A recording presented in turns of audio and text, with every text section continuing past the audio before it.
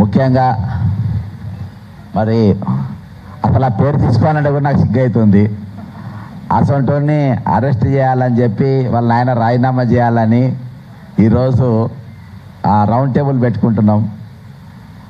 కానీ చర్చించవలసిన విషయం. ఒక్కోసారి చిల్లరగాన గురించి కూడా మాట్లాడాల్సి వస్తుంది. తప్పది, మరి కాసుకోవాలి. ఇక్కడ ఉన్నోళ్ళు పాశం యాదగిరి అన్న కానీ, కృష్ణకుమార్ అక్క కానీ, లేకుంటే వినాయకదాస్ సార్, పృథ్వీ అన్న, ఇక్కడ ఉన్నోళ్ళు ఎవరు కూడా ఆ పేర్లు తీసుకోవాల్సి వస్తాయన్న దుర్దినం వస్తాయని వాళ్ళ జీవితంలో ఎప్పుడు అనుకోలే కావచ్చు. కానీ తీసుకుంటాం. మొత్తానికైతే నేను సింపుల్గా చెప్తా. నాకైతే ఇవాళ తెలంగాణ నడుస్తున్న ఒక మహాభారతం లెక్క కనబడుతూ ఉంది.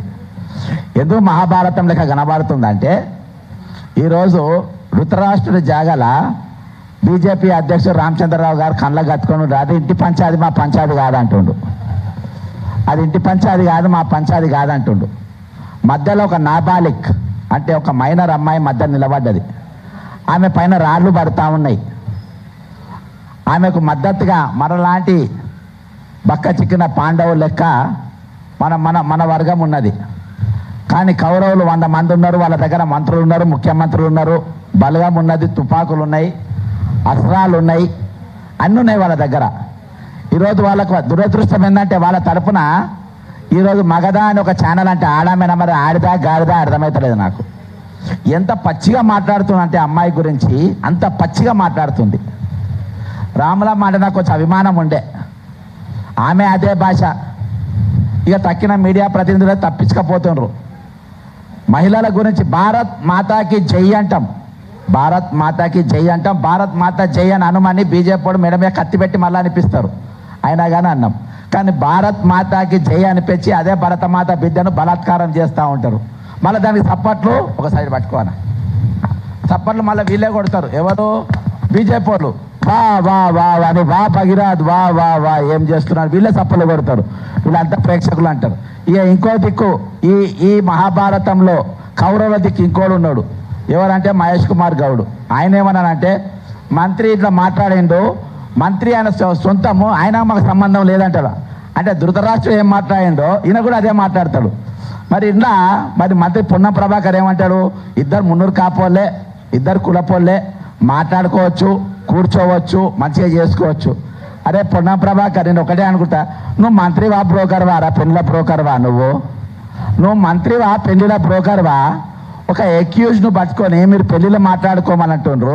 నువ్వు ఒకసారి పింక్ సినిమా చూడు, లేకుంటే వకీల్ సాబ్ సినిమా చూడు, పాత్రలు ఎవరైనా ఉండొచ్చు. నీ గురించి అసలు ఒక అమ్మాయి పైన చేయేసే హక్కు ఎవరికి ఉండదు. అది మైనర్ అయినా సరే, మేజర్ అయినా సరే. ఈరోజు మేజర్ అని నిరూపించే ప్రయత్నం చేస్తూ ఉండ్రు. కానీ ఇప్పుడే ఆయన బెయిల్ కూడా రిజెక్ట్ అయిందంట. మేజర్ నిరూపించే ప్రయత్నాలు చేస్తూ ఉండ్రు.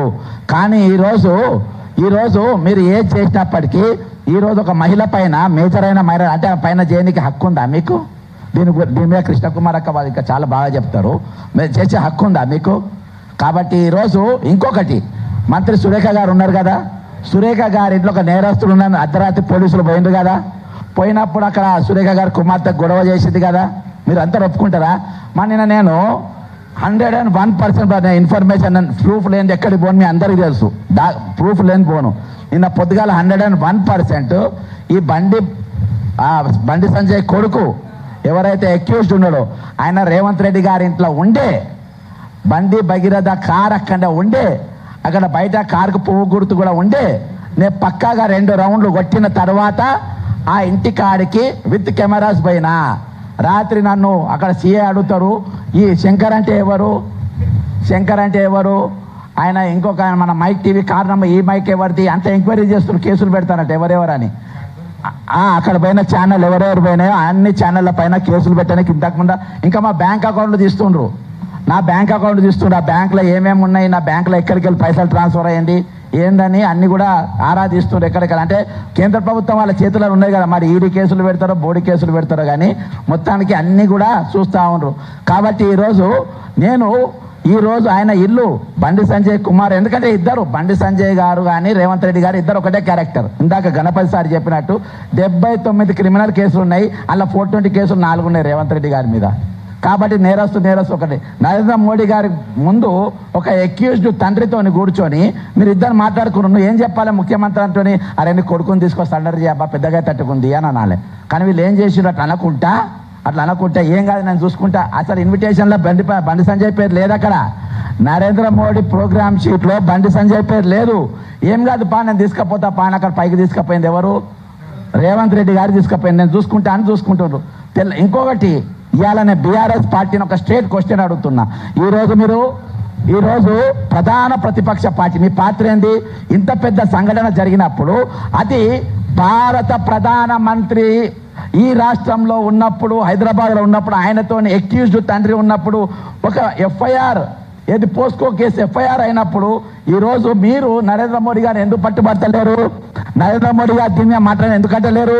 దీనికి నరేంద్ర మోడీ గారు అక్యూజ్డ్తో కూర్చున్నారు కాబట్టి తెలంగాణ బంద్కు మీరు ఎందుకు పిలిపియలేదు? తెలంగాణ బంద్కి ఎందుకు పిలిపియలేదా? బాధ్యత ప్రధాన ప్రతిపక్షం మీ దగ్గర లేదా? ఇంకొకటి, నేను తెల్లారి డీజీపీ ఆఫీస్కి అడిగిపోయినా.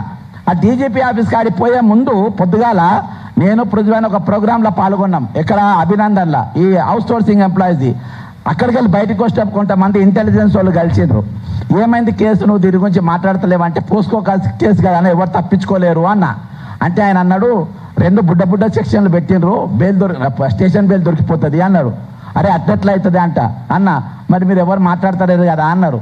అప్పటికప్పుడు నేను ఒక డాక్యుమెంట్ తయారు చేసుకొని డీజీపీ ఆఫీస్ ముందు పోయి కూర్చున్న తర్వాత కవిత వేర్ ఆర్ యూ అన్న, తిరుమల వేర్ ఆర్ యూ అన్న, కోదండరామ్ వేర్ ఆర్ యూ అన్న, మీరు ఎక్కడ కనబడతలేరు అన్న తర్వాత కవిత నేను వచ్చింది. ఆ చిన్నపిల్లగాడు అసలు మాట్లాడద్దని చిలుక పలికిపోయింది. అంటే ఇదంతా ఏంటంటే ఒక దండుపాలెం గ్యాంగ్ అన్నట్టు తెలంగాణలో.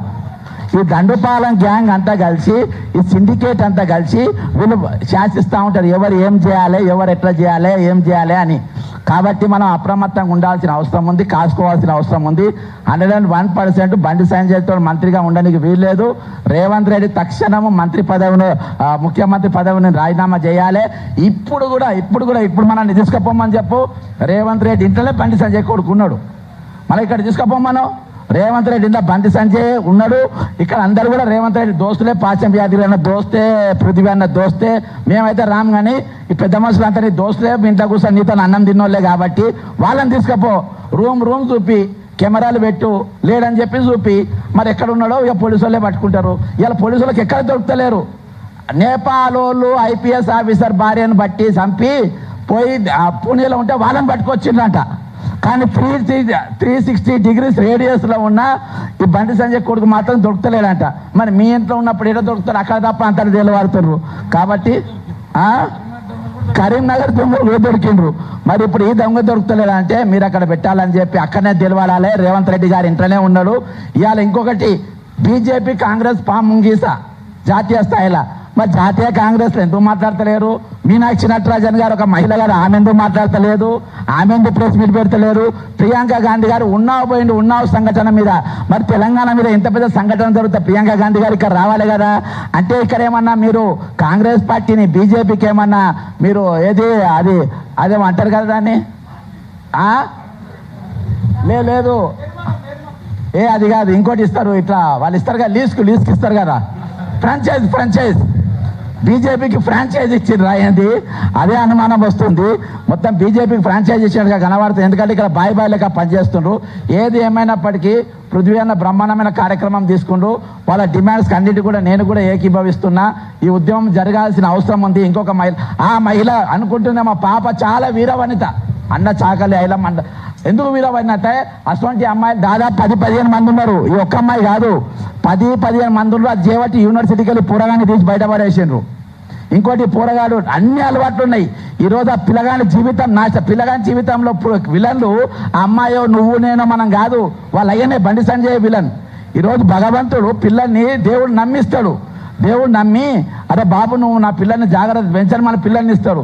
అసొంటి వాళ్ళని డ్రగ్ ఎడిక్ట్గా, వ్యభిచారులుగా, మంది పిల్లల్ని పాడు చేయమని పంపితే అది ఎంతవరకు కరెక్ట్? దేశం కోసం, ధర్మం కోసం అని చెప్పి మరి నాయకులు ఈరోజు ఆలోచించాలి. ఈరోజు మీరు మాట్లాడాలి ఈరోజు. కాబట్టి ఈరోజు ఆ డిమాండ్స్ అన్నీ కూడా ఏవి పెట్టినా కానీ అందరూ కూడా ఏకీభవించాలి. ఉద్యమం మాత్రం చాలా పెద్ద ఎత్తున జరగాలి. అన్నిటికంటే ఎక్కువ అంటే ఈరోజు తెలంగాణ బంధు అనేది ఖచ్చితంగా ఈ సంఘం ద్వారా మనం ఇక్కడికి ఒక పిలుపు ఖచ్చితంగా ఇవ్వాల్సిన అవసరం ఉంది. ఆ అమ్మాయితో మనం మద్దతుగా నిలబడాల్సిన అవసరం ఉంది. ఆ కుటుంబంతో మద్దతుగా మనం ఉండాల్సిన అవసరం ఉంది. ఎవరెవరైతే క్యారెక్టర్ అసాసినేషన్ చేసిండ్రో వాళ్ళని చెప్పుతో కొట్టా ఏం తప్పు ఉండదు. నేను కూడా వాళ్ళతో వస్తా. జై తెలంగాణ, అమరవీరులకు జోహార్లు.